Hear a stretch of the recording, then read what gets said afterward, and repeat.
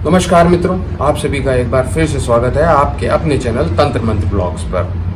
हम अपने चैनल पर एक नई सीरीज शुरू कर रहे हैं जिसमें हम बताएंगे भारत वर्ष के दिव्य संतों के बारे में। ये नई सीरीज है और इसके बारे में आज हम शुरुआत करेंगे। क्या संत रहे हैं देवराहा बाबा जी, उनके बारे में हमें जानकारी प्राप्त होगी एक अध्ययनशील व्यास जी से। श्री कमल शुक्ला जी हैं, व्यास जी हैं, और वो अध्ययनशील रहते हैं तो उनको संतों के बारे में, शास्त्रार्थ के बारे में अच्छा अध्ययन है। तो आइए जानते हैं कि व्यास जी देवराहा बाबा के बारे में क्या बताते हैं। नमस्कार। सिद्ध संतों की कड़ियों में आज देवराहा बाबा के विषय में कुछ जानते हैं। देवराहा बाबा जिनका जन्म स्थान अज्ञात है, लेकिन कुछ लोग कहते हैं कि वह यूपी जिले के नाथ नदौली देवरिया नामक स्थान के रहने वाले थे। बाबा कितने वर्ष तक जिए इस विषय में कुछ कहा नहीं जा सकता। कुछ लोग उनका जन्म समय 900 वर्ष तक मानते हैं, कुछ लोग 450 वर्ष और कुछ लोग 250 वर्ष भी मानते हैं। लेकिन इससे ये पता चलता है कि देवराहा बाबा दीर्घजीवी थे। देवराहा बाबा के भक्तों में राष्ट्रपति डॉक्टर राजेंद्र प्रसाद, प्रधानमंत्री इंदिरा गांधी, प्रधानमंत्री श्री अटल बिहारी वाजपेयी जी, आदि ज्ञानी जैल सिंह आदि महापुरुषों का भी नाम आता है। देवराहा बाबा जमीन पर नहीं रहते थे। देवराहा बाबा एक मचान बनाते थे, लगभग 12 फुट जिसकी ऊंचाई रहती थी, और मचान पर ही रहते थे और वहीं से सबको आशीर्वाद देते थे। एक बार इंदिरा जी जब चुनाव हार गई थी आपातकाल के समय, तो वो भी देवराहा बाबा का दर्शन करने गई थी। बाद में बाबा ने उन्हें आशीर्वाद दिया और प्रचंड बहुमत से वो जीती थी।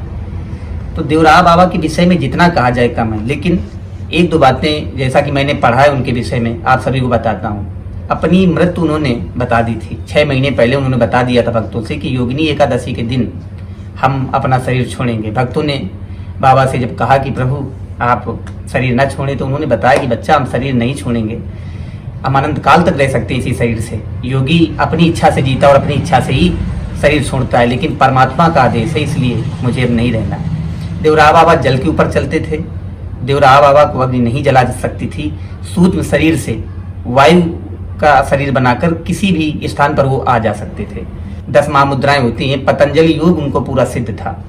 तो खेचरी मुद्रा के माध्यम से उनकी उम्र जो है प्रतिदिन 3 प्रहर बढ़ जाती थी। लोगों की उम्र कम हो जाती है, लेकिन आप गौर करिए कि उनकी उम्र प्रतिदिन 3 प्रहर बढ़ जाती थी। खेचरी मुद्रा के माध्यम से सुषुम्ना से बहता हुआ अमृत जो रस है उसका वो पान करते थे, जिससे शरीर निरोगी और व्यक्ति दीर्घजीवी होता है। देवराहा बाबा भगवान श्री राम जी के परम भक्त थे। भक्तों से ये कहा करते थे कि भगवान श्री राम जी के नाम का उच्चारण करो, जिससे तुम्हें ब्रह्म का दर्शन धीरे धीरे योग द्वारा हो जाएगा। और देवराहा बाबा भक्तों के कष्ट निवारण के लिए एक मंत्र देते थे। कृष्णाय वासुदेवाय हरे परमात्मने प्रणतः क्लेश नाशाय गोविंदाय नमो नमः। इस मंत्र की दीक्षा, या ये कह दिया जाए यह मंत्र भक्तों को प्रदान करते थे कष्ट निवारण के लिए, और सदैव राम नाम की दीक्षा देते थे। भारत को समृद्धशाली बनाने के लिए भी देवराहा बाबा ने कई प्रवचन दिए। 1989 में लगभग कुंभ का समय था, तो उन्होंने गौ सेवा गौ रक्षा का नारा दिया, मंत्र दिया। कुंभ में गंगा यमुना के तट पर उनका मचान लगता था। वह एक महीने तक उसी मचान पे रहते थे और लोगों को दर्शन देते थे। देवराहा बाबा सबके मन की बात जान लेते थे। देवराहा बाबा उनको शहद प्रिय था, और जो श्रीफल है उसका रस उनको बहुत प्रिय था। भोजन में कभी कभी ये ले लेते थे। एक बार कुंभ में एक हाथी पागल हो गया था। देवराहा बाबा ने उस हाथी की रक्षा की। उसको मारने का आदेश आ गया था, लेकिन देवराहा बाबा ने अपने उस भक्त से कहा, जो पीएसी का एक जवान था, कि मैं तुम्हारे आदेश को बदलवा देता हूँ। और उसके पास 10 मिनट बाद फोन आ गया, आदेश बदल गया। इस प्रकार हाथी।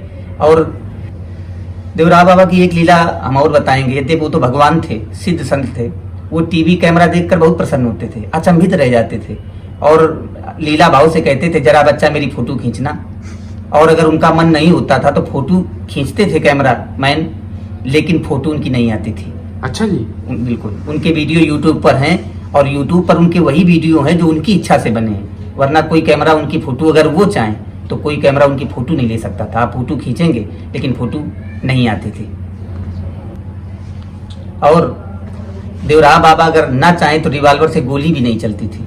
ऐसा ही एक वाकया, एक बार कोई उनका भक्त रहा होगा और शायद पुलिस में था, तो उस पुलिस वाले से भक्त से कहा कि जाइए आप।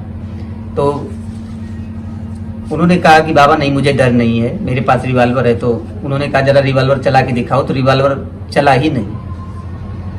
अर्थात सिद्ध संतों के हाथ में पूरी कमांड होती है, वो जो चाहते हैं वही होता है। तपस्या का तेज और जो साक्षात्कार ब्रह्म से, और जब भी कोई उनसे उनकी अवस्था पहुंचता था वो यही कह देते थे, बेटा अवस्था मत पूछो, ईश्वर लीन अवस्था है, योगी ईश्वर लीन रहता है।